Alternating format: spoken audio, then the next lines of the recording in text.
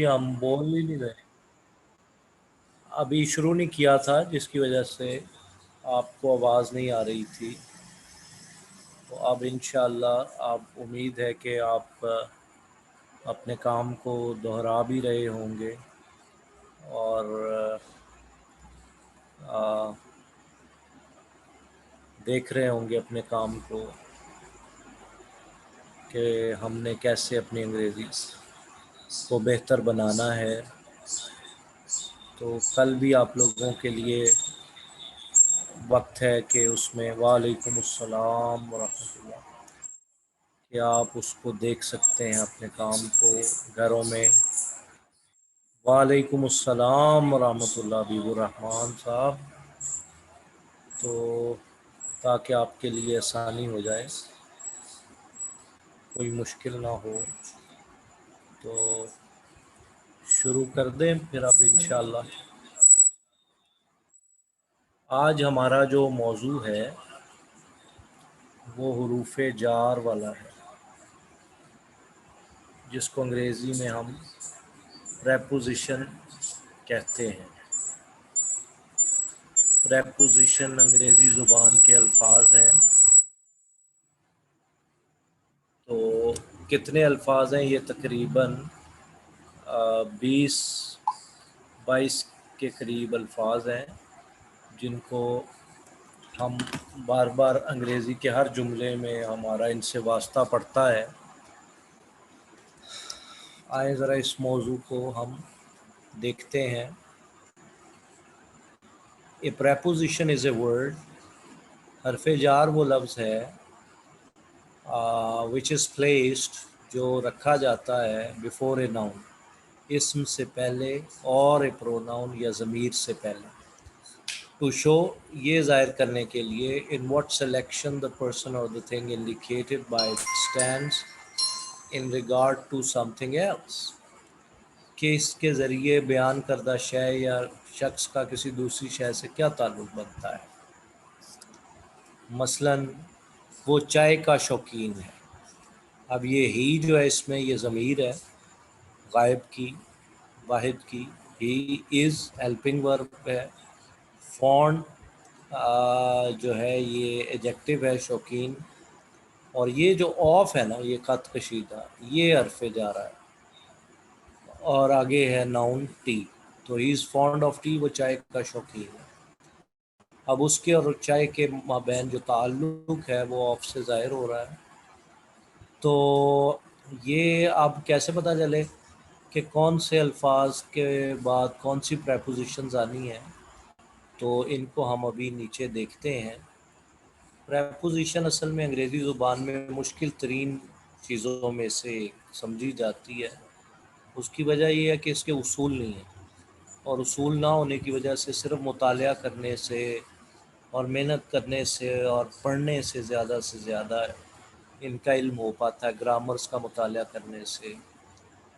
तो कोई ऐसे हार्ड एंड फास्ट रूल्स नहीं है जिनको याद करके इनको हम अज़बर कर लें, और कमबख्त ये आते ही हर जुमले में ही है, इनके बगैर गुजारा नहीं है। अपने किए पर, बर्ताव पर शर्मिंदा है। कौन? वो नहीं लिखा हुआ। तो ही इज़ अशेम्ड, अब आगे लिखा हुआ है ऑफ हिज बिहेवियर। अब ये अशेम्ड के साथ ऑफ आता है, तो ये जो लगा हुआ है ना, इनको कहते हैं कंफर्म प्रेपोजिशन, कि ये बदलती नहीं है। फॉन्ट के साथ हमेशा ऑफ आएगा, चाहे जुमला कुछ भी हो। बस ऐसे आपको याद कर लेना है, अपनी कॉपी में नोट कर लेना है। अशेम्ड के बाद ऑफ आएगा। अब ये आपको ऐसे याद कर लेना है कि अशेम्ड जहाँ कहीं भी आएगा तो ऑफ ही आएगा। जुमले बदल सकते हैं। I am ashamed of my misconduct, you should be ashamed of your meanness, या कुछ भी। लेकिन अशेम्ड के साथ ऑफ, फॉन्ट के साथ ऑफ आता है। वो मेरे साथ नाराज़ था या मुझसे नाराज़ था, तो he is angry with me. अगर रवैये पर नाराज़ हो तो फिर हम आगे जाके पढ़ेंगे he was angry at my behaviour. तो बंदे से नाराज़ होना जो है, he was angry with me, happy with me, angry with me. वो क्लास से गैर हाजिर थी, तो शी वॉज एबसेंट, वो गैर हाजिर थी। फ्रॉम द क्लास, अब एबसेंट के बाद फ्रॉम आता है हमेशा। आए हम बेहतरी की उम्मीद रखें, let us hope for the best. तो इन जुमलों को ज़रा देखिए आप, फिर आगे।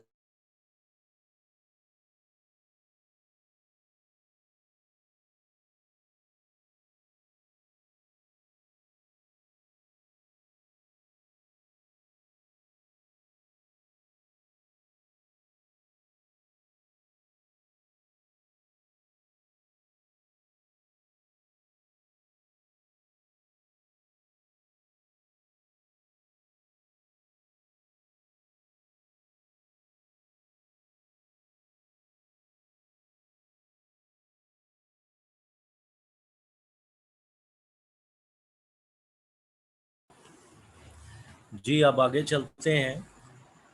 हरफ जार की दूसरी तारीफ। तो फरमाया कि other definitions of preposition, the prepositions are the spice of good conversation and correct idiomatic writing. John of London, क्या बात है। तो एक ये माहिर हैं, उन्होंने तारीफ़ बयान की है, हुरूफ जारा अच्छी गुफ्तगू और दुरुस्त बा मुहावरा तहरीर की चाशनी है। John of London. तो ये उनकी डेफिनेशन है जी। The preposition are the spice of good conversation and correct idiomatic writing. बिल्कुल सही फरमाया। अच्छा, दी कंसाइज ऑक्सफोर्ड डिक्शनरी जो पूरी दुनिया में पढ़ी जाती है, उसमें डेफिनेशन क्या है? ए वर्ड, एक हर्फ जो है, गवर्निंग ए नाउन, जो चला रहा है नाउन को और प्रोनाउन और ज़मीर को, expressing a relation to another word और एलिमेंट, जिसका किसी लफ्ज़ और जुज़ के साथ, किसी और पार्ट्स ऑफ स्पीच के साथ ताल्लुक़ है। एक और डिक्शनरी में प्रेपोजिशन की तारीफ़ जो बयान की गई है वो ये बयान हुई है, a part of speech governing a noun and pronoun placed before it to indicate its relation to others। तो कलमे की ये किस्म पार्ट्स ऑफ स्पीच की किसी इसम या इसमें ज़मीर से ताल्लुक़ रखती है और उसे नाउन या प्रोनाउन से पहले लगाते हैं ताकि कलमे की दीगर किस्मों पार्ट्स ऑफ स्पीच से इसका ताल्लुक़ ज़ाहिर किया जा सके। ठीक है जी, अच्छी इन्होंने ये बयान की। अच्छा, अब हुरूफ जारा का मकाम, प्लेस, आनी कहाँ है? तो यहाँ ये बयान हुआ है जनाब कि प्लेटफॉर्म पर मौजूद आदमी, the man on the platform. ये प्लेटफॉर्म लफ्ज़ है, प्लेटफॉर्म नहीं है। उर्दू में लिखते प्लेट ही हैं, लेकिन अंग्रेज़ी में प्लेट के स्पेलिंग होते हैं PLATE, लेकिन इसमें है PLAT, प्लेट, फिर FOR। तो वो कहता है कि इसमें आप देखें कि प्लेटफॉर्म के ऊपर ऑन आएगा, the man on the platform. आप पता चल गया, जहाँ प्लेटफॉर्म का लफ्ज़ आएगा वहाँ ऑन लगेगी प्रेपोजिशन। रात के खाने के बाद आया समबॉडी, तो came after dinner, after preposition है जो हाईलाइटेड है। आपने ये काम क्यों किया? Why, what did you do it for? ये जो फॉर है ये हुरूफे जा रहा है। अच्छा, आगे क्या कहते हैं कि पहले फ़िक्रे में आदमी का प्लेटफॉर्म पर मकाम, पोजीशन बयान करने के लिए हुरूफ जार प्रेपोजिशन ऑन इस्तेमाल किया गया है। इस फ़िक्रे में हरफ जार इसम और आदमी, मैन और प्लेटफॉर्म के दरमियान इस्तेमाल हुआ है। दूसरे फ़िक्रे में हरफ जार इसम डिनर से पहले इस्तेमाल हुआ है, यानी नाउन से पहले, जबकि तीसरे फ़िक्रे में हरफ जार फॉर फ़िक्रे के आखिर पर इस्तेमाल हुआ है। हाँ, तो तीनों उन्होंने सूरतें बता दी। तो और भी जुमले देखते हैं। कलम मेज पर है, तो the pen is on the table. Helping verb के बाद आर्टिकल से पहले the pen is on the table. कलम मेज के ऊपर है, the pen is on the table. और अगर मेज के नीचे है तो pen is under the table. और कलम मेज के ऊपर है, the pen is above the table. ये मेज पर है तो ऑन द टेबल, और उस पर कोई शेल्फ वगैरह बनी हो तो फिर अबव, ठीक है उसका कहना। कोई शेल्फ बनी हो जो मेज से ऊपर हो, सतह से।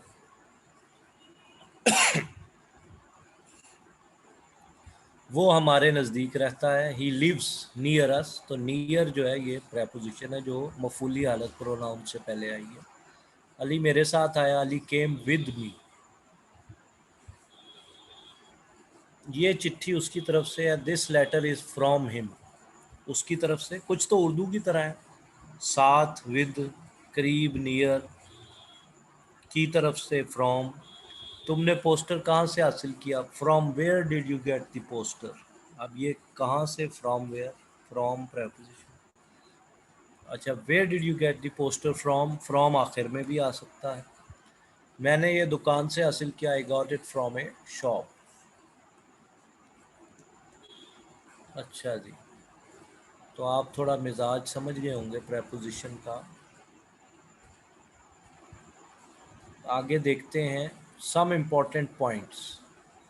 वो कहते हैं कि इडियोमेटिक एक्सप्रेशंस, मुहावरा जो होता है, आर वर्ड्स एंड फ्रेजेस, ये ऐसे ईडियम अल्फाज के मजमूए को कहते हैं which are characteristic of a particular language with meanings and are usually different from the meaning of each of the words used alone. वो कहते हैं जिसका मफहूम हर एक लफ्ज़ के मानी से मुतय्यन नहीं होता, बल्कि उसका मफहूम तमाम मुतल्लिक़ा अल्फाज के इज्तिमाई ताल्लुक़ से शायद कायम होता है। मसलन वो कहता है मुदरजा झैल ईडियम पे गौर करें। अब असल में मसला ये है, ईडियम कहते हैं अंग्रेज़ी ज़ुबान में फ़ेल और हुरूफ़ जार के मजमूए को। एक मुरक्कब लफ्ज़ होगा, फ़ेल होगा, मसलन ये देखें लुक, देखना, ये फ़ेल है, और डाउन, नीचे, ये प्रेपोजिशन है। तो अब ये नीचे देखना, ये इसका मतलब है लुग़वी, लुक डाउन, नीचे देखो। लेकिन बा मुहावरा इसका जो मतलब है ना, जो ईडियम बन के मतलब हो जाता है, वो है, होता है किसी को हकीर जानना। और इसके बाद एट भी आता है, लुक डाउन।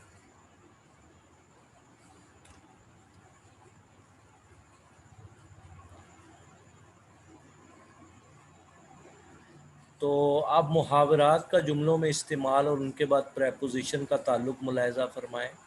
वो कहता है वो अपने हमसायों को हकीर जानता है, he looks down at his neighbour.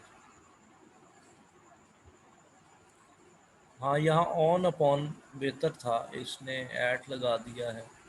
तो बहरहाल फ़िलहाल आप इस पे फोकस कर लें कि लुक्स डाउन का मतलब होता है कि किसी को हकीर जानना।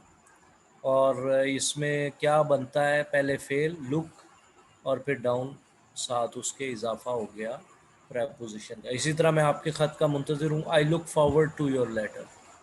तो अब लुक के साथ फॉरवर्ड लग गया, तो इसका मतलब है मुंतज़िर होना। अच्छा, आगे कहता है ये याद रखें कि जब कोई प्रेपोजिशन पर्सनल प्रोनाउन से पहले आए तो रूफ़े जार के बाद ज़मीर शख्सी हमेशा मफूली हालत में आता है। हाँ, उसने अपनी शादी के बारे में मुझसे बात की, he talked to me about his marriage.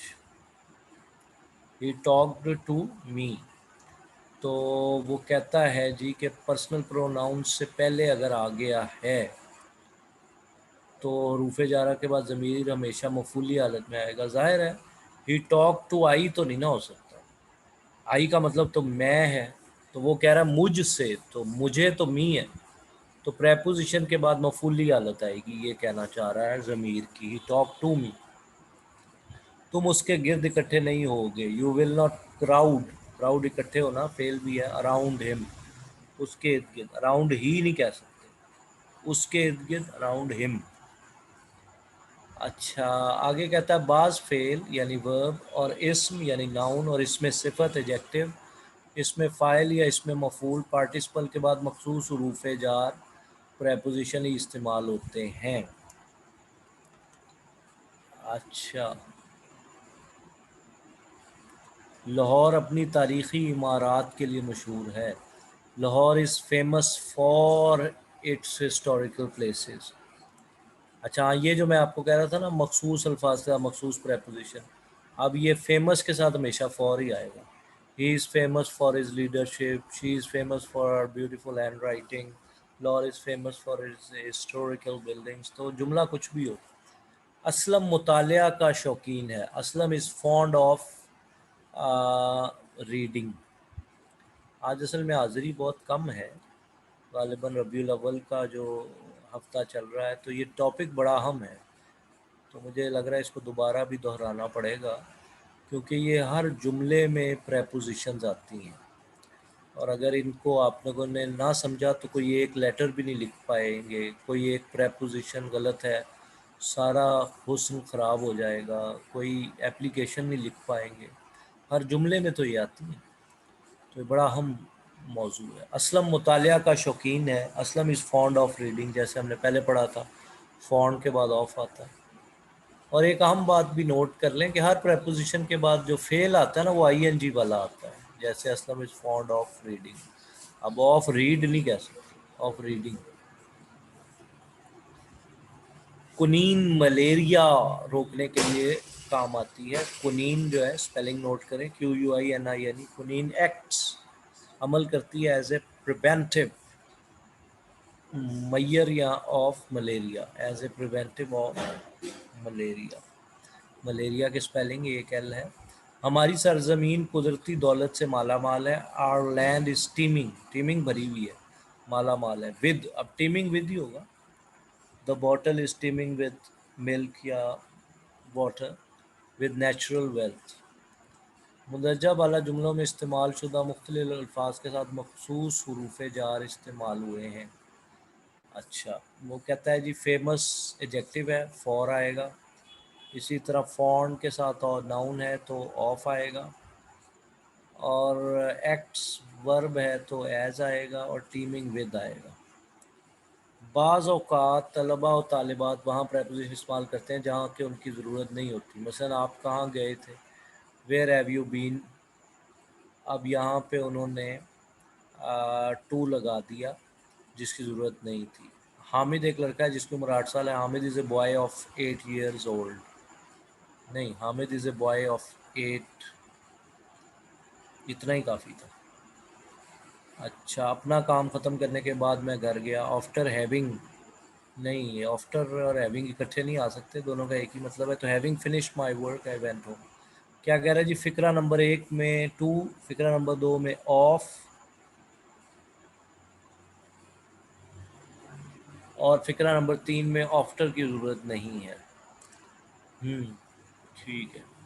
और इस तरह जहाँ ज़रूरत हो वहाँ प्रेपोजिशन इस्तेमाल ना करना भी ये गलती है। मसलन व्हाट यूज़ इज़ इट, नहीं, अब यहाँ कहता है शुरू में लगाएं of what use is it, कि ये चीज़ किस काम की है।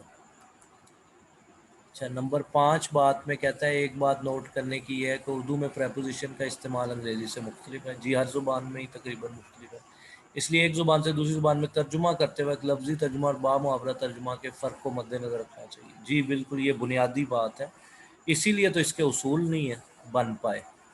वो एक दरख्त पर बैठा हुआ है, is sitting in a tree. हाँ, ये बिल्कुल ठीक जुमला है। हालांकि ऊपर का लफ्ज़ी तर्जुमा ऑन है, मगर यहाँ लफ्ज़ इन बतौर प्रेपोजिशन इस्तेमाल हुआ। अगर ऑन इस्तेमाल करेंगे तो गलत होगा। इस तरह आप उर्दू में कहते हैं वो कुर्सी पर बैठा है, अंग्रेज़ी में उसका तर्जुमा है he is sitting in a chair. तो बिल्कुल सही है जी, वो अंग्रेज़ों के मुताबिक और है और यहाँ और। अच्छा, ये कुछ टेस्ट आ गया है, इसको देखना है आप लोगों ने। I am satisfied with her progress in the class. Satisfied with होता है हमेशा। Please send for the doctor immediately. Send for होता है बुला भेजना। I was shocked at the news of the accident. Shocked at होता है। I am sorry for what I have done. So sorry for होता है। This building is not suitable to या for, suitable for residence, about नहीं। She is sure of her success, तो sure of होता है।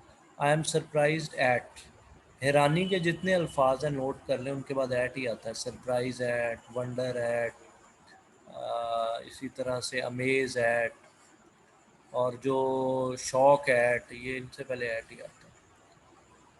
We sympathise with you in your bereavement, to sympathize with somebody। मैं मौसीकी का ज़ौक़ नहीं रखता, मौसीकी का। I have no taste for music, taste के बाद फॉर आता है। I am thankful to you. Trust in God, ये अहम है कि 4 लफ्ज़ हैं जिनके बाद आना होना चाहिए उर्दू के मुताबिक, लेकिन इन आता है। मुस्लिम trust in, faith in, confidence in और believe in. He is unfit for this job, she is weak in mathematics, what do you wish for, और he works in this office. तो ये मैंने आपको बता दी है, आसान आसान सी थी ये इनका सोल्यूशन भी दिया हुआ है। अच्छा, इतना ही रहने दें कि आज असल में अटेंडेंस कम है, तो ज़्यादा पढ़ लेंगे तो फिर ज़रा मुश्किल हो जाएगी। तो कल की क्लास के बारे में आपको अनाउंसमेंट कर देंगे। तो आज मेरा ख़्याल है कि हम बस इतना ही पढ़ें ताकि बाकी लोगों का भी हर्ज ना हो, और क्योंकि 1/3 है, अटेंडेंस बहुत कम है, तो हम इंशाल्लाह बाकी कल करेंगे। अगर कोई 16 लोग हैं, आपने कोई सवाल करना है तो कर लें।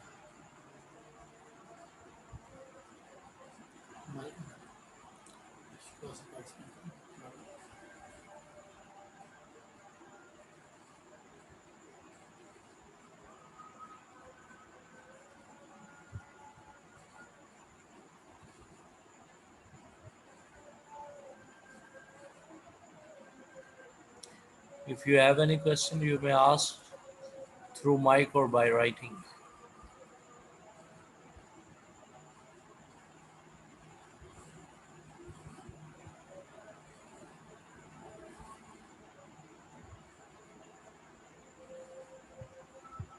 Long. असबाब की रिकॉर्डिंग नहीं आ रही हैं। ठीक है जी, एडमिन्स को आपका पैगाम भेज देंगे तो इंशाल्लाह आपको रिकॉर्डिंग मिल जाएगी।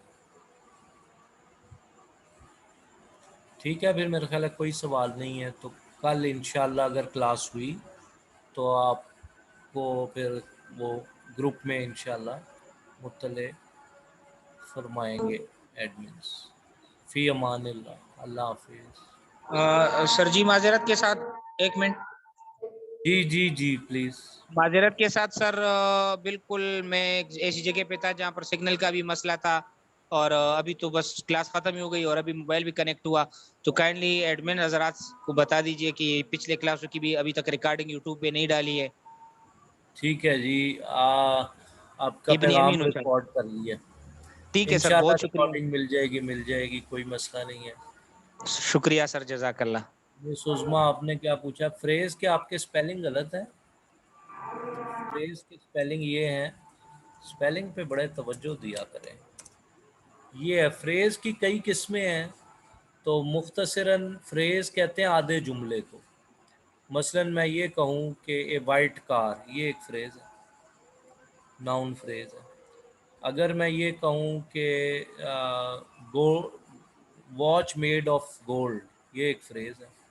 तो जब किसी जुमले में इस्म या फ़ेल मौजूद ना हो तो वो फ्रेज़ कहलाती है। वो पूरा जुमला नहीं होता, वो मुकम्मल आइडिया नहीं होता। जब उसमें आप इस्म लगा दें, फ़ेल लगा दें, तो मसलन I have a watch made of gold, अब ये एक क्लॉज़ बन गई।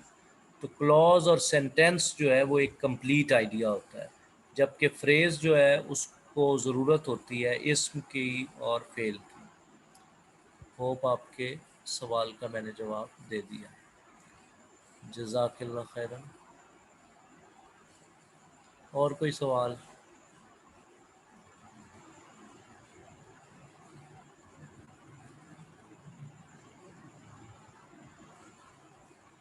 ठीक है जी, फिर अल्लाह हाफिज़।